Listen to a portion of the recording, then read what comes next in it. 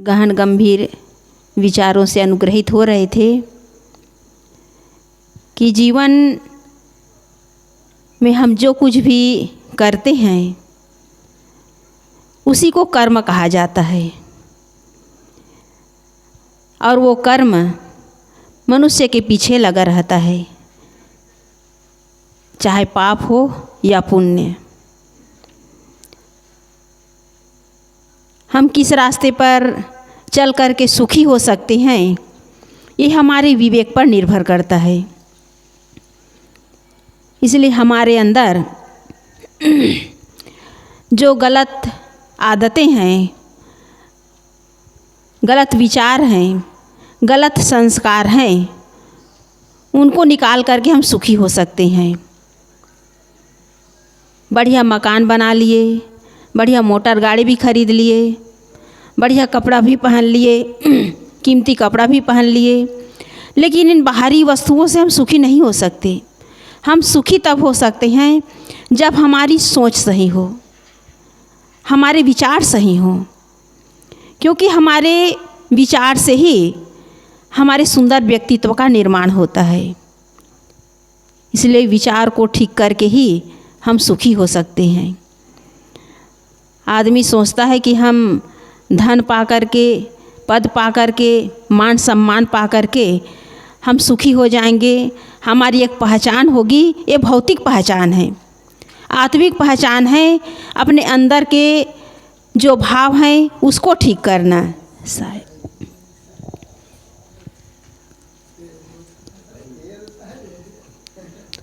अपने अंदर के भाव को ठीक करना, क्योंकि कहा गया है कि गलत सोच, गलत आदतें और गलत जो विचार हैं वो हमारी अच्छाई को पूरी तरह मिटा देता है।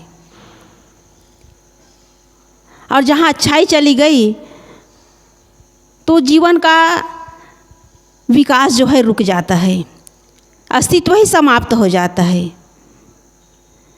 और इन्हीं गलत आदतों को, गलत विचारों को और अंदर के जो गलत भावनाएं हैं उनको मिटाने के लिए ये सत्संग है, संत गुरुजनों की विचार हैं।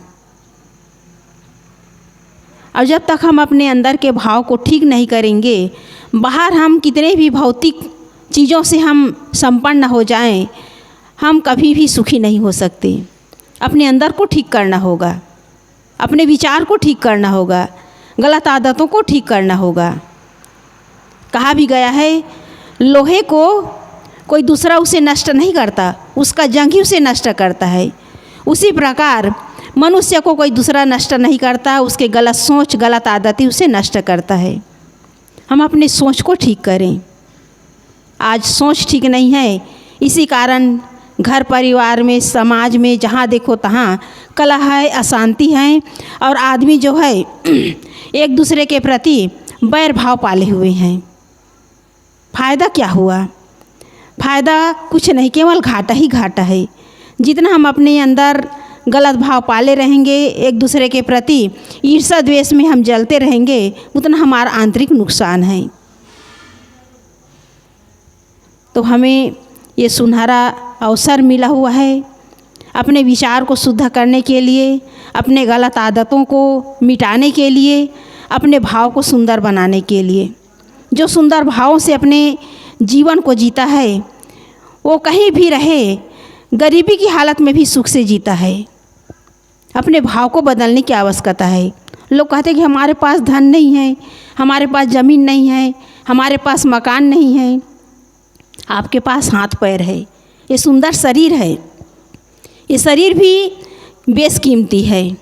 कहा भी गया कि सुंदर शरीर चांदी से भी कीमती है और हमारे जो हृदय हैं वो सोने से भी कीमती है और हमारे अंदर जो सुंदर भाव है वो हीरे से भी कीमती है। इतने हमारे पास कीमती हमारे पास चीज़ें हैं, हमारा शरीर, हमारा हृदय, हमारे भाव, और इनको लेकर के हम दुखी हैं, परेशान हैं, गरीब बने हुए हैं, दीनहीन बने हुए हैं। तो ये हमारी नादानी है, हमारी नासमझी है। एक घटना है कि आदमी जो है कैसे सुखी रहते हैं, कैसे अपने आप को ऊपर उठा लेते हैं। एक गरीब महिला बस में सफ़र कर रही थी और उस बस में एक ऑफिस में काम करने वाली एक ऑफिसर महिला भी थी, मध्यम परिवार की, और उसके घुटने में परेशानी थी। तो वो काम करने वाली महिला अपना सीट उनको दे देती है, कहती है कि बहन तुम्हें परेशानी है शारीरिक रूप से, तो तुम मेरी सीट पे बैठ जाओ। वो बैठ गई। फिर थोड़ी देर बाद बगल वाली सीट में बैठी थी तो एक बूढ़ा व्यक्ति आ गया। तो काम करने वाली मज़दूर महिला अपना सीट उस बूढ़े व्यक्ति को फिर दे दी, कहे कि बाबा जी आप बैठ जाओ। बाबा जी थोड़ी देर बाद फिर उतर गए, सीट खाली हो गई। तो एक महिला जो है बच्चे को लेकर बस में खड़ी थी। तो उस महिला ने कहा कि बहन ये मेरी सीट है, इस पर बैठ जाओ। अब वो ऑफिस वाली महिला परेशान हो गई कि हर आदमी चाहता है सीट में, बस में चलते हैं, ट्रेन में चलते हैं तो सीट मिले, लेकिन इसको सीट मिलती है, ये दूसरे को देती क्यों है, क्यों ऐसा करती है।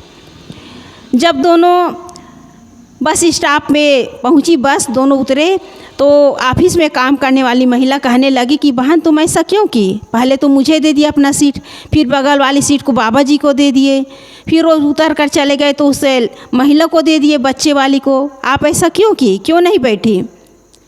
तो मज़दूर महिला कहने लगी कि बहन मेरे पास धन नहीं है और मैं ऐसी सेवा करती हूँ।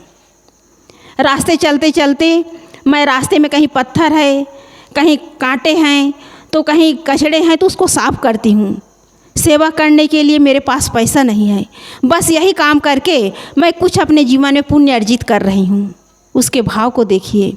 ऑफिस में काम करने वाली महिला उसके भाव को सुनकर गदगद हो गई, कहने लगी कि बहन तुम्हारे पास बहुत कुछ है, हम लोगों के पास कुछ नहीं है।